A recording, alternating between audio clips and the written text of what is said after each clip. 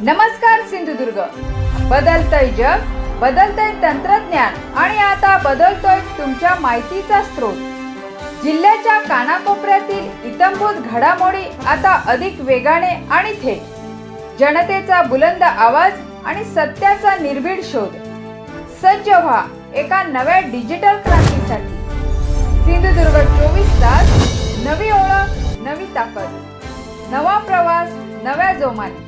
लवकरच. तुमचा विश्वास आमची जबाबदारी. सिंधुदुर्ग जिल्ह्याचे पालकमंत्री नितेश राणे आणि केंद्रापासून राज्यापर्यंत सत्तेत असलेल्या राणे कुटुंबाचे कोणीच अधिकारी ऐकत नाही, हे आमदार निलेश राणे यांनी जिल्ह्यातील अवैध धंद्यांबाबत पोलीस अधीक्षकांवर केलेल्या आरोपांमधून स्पष्ट झाले आहे.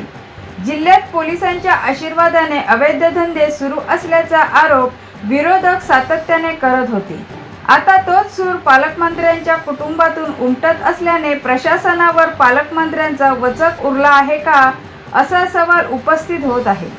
अधिकाऱ्यांनी पालकमंत्र्यांच्या आदेशालाच केराची टोपली दाखवली आहे, अशी टीका ठाकरे शिवसेनेचे नेते तथा माजी आमदार परशुराम उपरकर यांनी केली. जिल्ह्याचे पालकमंत्री हे कार्यात असफल झाले, हा दाखला त्यांच्याच भावाने कालच्या ट्विट करून दिलेला आहे.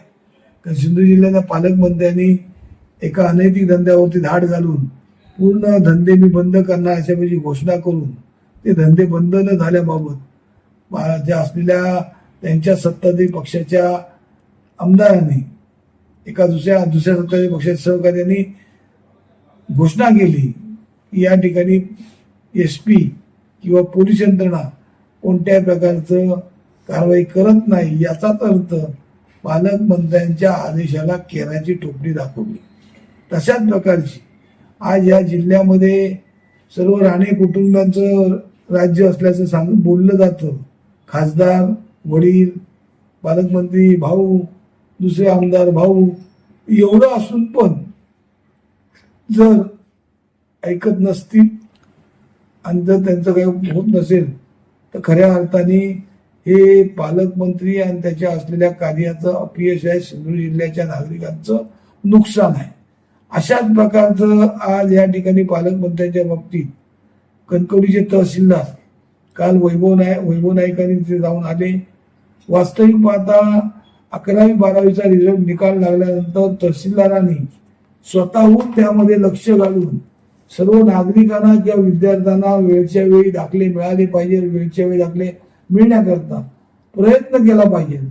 पण ते वैभव नाईकांच्याकडच्या स्टेटमेंटमधून AC मध्ये बसून राहून त्या ठिकाणी असलेल्या मुतारीकडे लोकांना तासनतास उभं करून त्यांना काही कोणती दाखले देण्यात विलंब होत होता.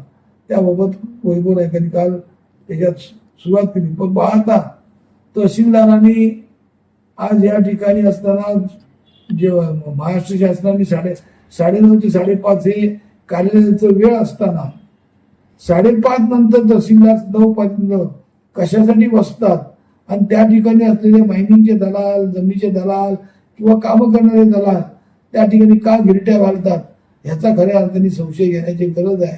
कारण त्या ठिकाणी माहिती घेतली असता प्रत्येक जमिनीचे रेट वेगवेगळ्या, शेतीला वेगळा रेट, अमक्याला वेगळा असल्या वर्ग 2च्या जमिनीला वेगळा रेट, अशा प्रकारचे दरपत्रक असल्यासारखं एजंट दरपत्रक घेऊन फिरतायत. आणि अशा पद्धतीने तहसीलदार या ठिकाणी आज असताना त्या ठिकाणी कोणत्याही मायनिंगच्या प्रकरणावर मायनिंग पकडणे बिकडणे कार्यालयातून बाहेरच पडत नाही. पण तिथे संध्याकाळचे मायनिंगचे हप्ते मात्र तिथे त्यांना येत असतात. त्यामुळे तहसीलदार आज हेच तहसीलदार परत आता पालकमंत्र्या पाठीमागे लागून देवगड मध्ये रिक्त झालेल्या पदावर आपण या जिल्ह्यात राहू, अशा प्रकारची चर्चा आता जनतेमधून किंवा कार्यकर्त्यांमधून किंवा दलालांमधून येत आहे. त्यामुळे पालकमंत्री जिल्ह्यात अशाच प्रकारचे भ्रष्ट अधिकारी ठेवून जिल्ह्यातल्या नागरिकांचा, जिल्ह्यातल्या असलेल्या सर्व थरातील लोकांचं नुकसान करतायत. कारण ज्या जिल्ह्याचे माध्यमिक शिक्षणाधिकारी शिंपी यांच्या बाबतीत सभागृहात मोठा गदारोळ झाला. त्या गदारोळानंतर त्यांना सक्तीच्या रजेवर पाठवून चौकशी केल्यानंतर त्या असलेल्या शिक्षण खात्याच्या संचालकांनी परत त्यांना सेवेत घेण्यासाठी जो निकाल दिला, याचाच अर्थ मंत्र्यांचं कुठे काय चालत नाही आणि सरकारचं अधिकारी ऐकत नाही हे स्पष्ट झालेले आहे। आज मोठे नितेश राणे मराठ्यांचे किंवा मराठी माणसाचा मसीहा समजतात, पण आज ज्या मराठी माणूस किंवा असलेले सर्व महाराष्ट्रीयन ज्या महाराजांच्या नावावरती राजकारण करतात, शिवाजी महाराजांच्या, त्या शिवाजी महाराजांचं एकमेव मंदिर सिंधुदुर्ग जिल्ह्यामध्ये, अख्ख्या जगामध्ये एकमेव मंदिर सिंधुदुर्ग जिल्ह्याच्या किल्ल्यावरती पेशव्यांनी बांधलेलं आहे। त्या मंदिराला 1 लाख आणि असलेल्या कबरीला 2.5 लाख हा वार्षिक खर्च, तो खर्च आता हिंदू जनजागृतीवाल्यांनी तो खर्च 12 लाखापर्यंत द्यावा अशी मागणी केलेली आहे। हिंमत असेल आणि जर खरोखर मराठ्यांचे मसीहा म्हणतात तर नितेश राणेंनी 12 लाखाची मागणी त्यांची पूर्ण करून दाखवावी, कारण नितेश राणे काही करू शकत नाही, सरकारकडे काही पैसे नाहीत। सरकार आणि मोदी सांगतायत की पैसे कमी वापरा, हे कमी करा, ते कमी करा, पण अधिकारी मात्र गाड्या मोठ्या मजेत मिरवत नाहीत।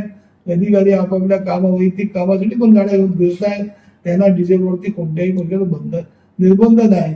याकडे पूर्णतः नितेश राणेचं पूर्णतः दुर्लक्ष आहे। त्यामुळे जिल्ह्याचा पालकमंत्री फक्त घोषणाबाजी करतो, घोषणेतून जनतेला काय मिळत नाही आणि घोषणेतून काय विकास काय होत नाही, अशा प्रकारचा पालकमंत्री जिल्ह्याला नसणे हेच खऱ्या अर्थाने जिल्ह्याचा विकास होणे आहे। सिंधुदुर्ग जिल्ह्यासह इतर जिल्ह्यातील ताज्या घडामोडी पाहण्यासाठी सिंधुदुर्ग 24 तासला सबस्क्राईब करा आणि बेल आयकॉनवर क्लिक करा। सिंधुदुर्ग 24 तास सदैव तुमच्या सोबत।